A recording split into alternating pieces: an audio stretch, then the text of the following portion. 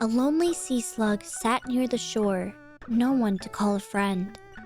No one had wanted to befriend her after she grew into an adult and her antennae were still unusually short for a leaf sheep.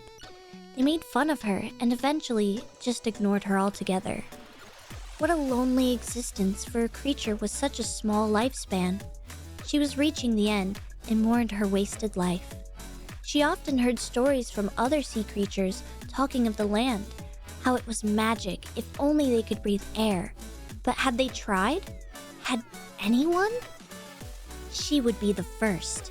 She had to. It was almost the end anyway. She wanted to experience something before she died.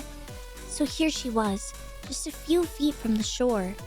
She took her chance, launching herself out of the water and onto the golden sandy shore. Well, that was a mistake. Now she was laying on the beach with no way to breathe. She choked on the air and tried to inch herself back to the shore, but she couldn't make it. Everything went black. She awoke on top of a weird bed. It almost looked like coral? She glanced around, realizing she was in some sort of place that vaguely reminded her of the ocean. But when she looked closer, she saw a huge room in front of her. She raced over to it, only to smack right into the glass. She was in a tank. "You're awake," said a voice. She couldn't place where he was. "Are you hungry?" The voice said, a dark shadow creeping towards her. Inside of the shadow was a turquoise puff of smoke? What was that? As it got closer, she noticed shadowed hands bringing the turquoise thing closer, hovering it over the tank.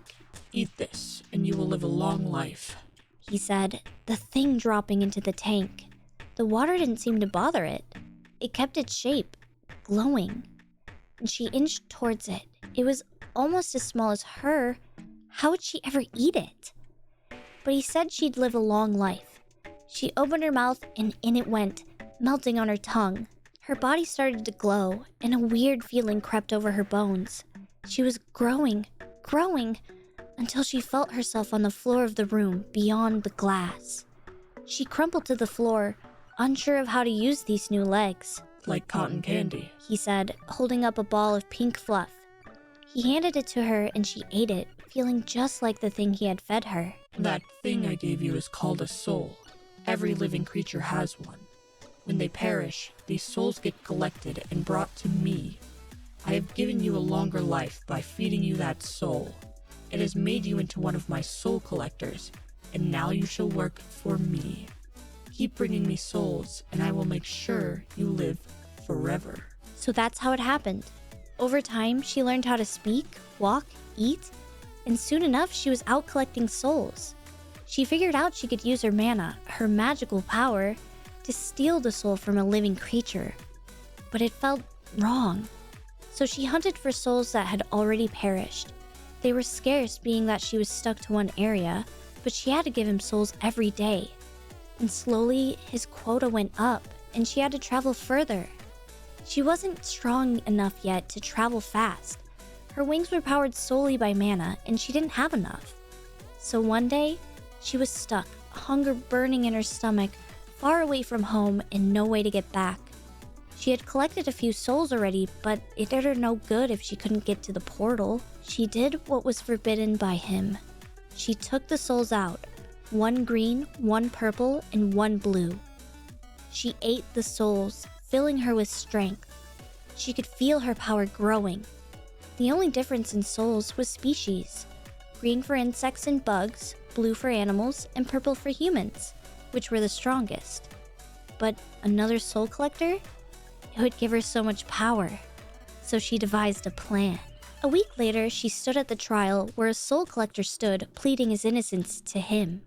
Someone had killed another soul collector and stolen all of the souls he was tasked to bring to him by the others.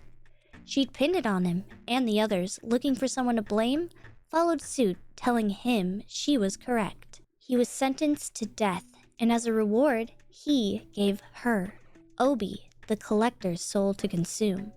It was bright yellow, but the other soul collector's soul that she had hidden in her apartment was orange. These two colors were reserved for soul collectors and other magical beings.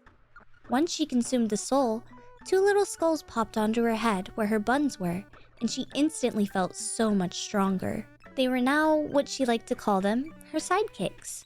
They loved to yap and make fun of her. They were a huge pain in the ass, but they were very helpful and full of knowledge. So now she was never alone. She finally had someone to call friends. But it wasn't enough. Eventually, she'd been caught by him. He had found out she was consuming souls instead of giving them to him. So he banished her, cursed her back into a sea slug, doomed to live out 1 more year of life, with her memory erased. The blonde boy had been feeding her. He was nice. He talked to her often. She wasn't sure when he'd taken up residence in this apartment, but he had eventually just started to feed her. One day, when she was nearing her end, almost a year of knowing this man, he did something extraordinary. You see this? It's called mana, He said, his hand glowing with a strange blue light, which turned into a strange blue smoke ball. He dropped it in the tank, telling her to eat it, and she did. It melted on her tongue like cotton candy, though she wasn't sure how she knew what cotton candy was. Again, she glowed and transformed into a semi-human. A strange light filled his eyes, and out of fear, Obi thrust her hands out, muscle memory kicking in. He popped into an orange soul, and she stuffed it in her mouth. When she did, 2 skulls popped onto her head. It's about time. Come on. Let's go. We'll explain everything to you. They said, and a portal appeared. She donned a cloak and stepped through, finding herself in the underworld. As she peeked around the corner, she saw a shadow sitting on a golden throne. Her friends explained everything, and with that, her memory started coming back. They told her she needed to find more souls, so she fled back through the portal. Once she was home, she sat at her computer, wondering how she could easily harvest souls. Looking at the button on her screen, it said, "Live?" Would that make her live forever? She clicked and was met with herself, and there were people typing on her screen. Does anyone know where I can easily find some souls? She was instantly met with multiple people saying, yes, cute, that they would give her their souls. Yes. This was the way. This is how she'd live forever. And maybe make more friends along the way.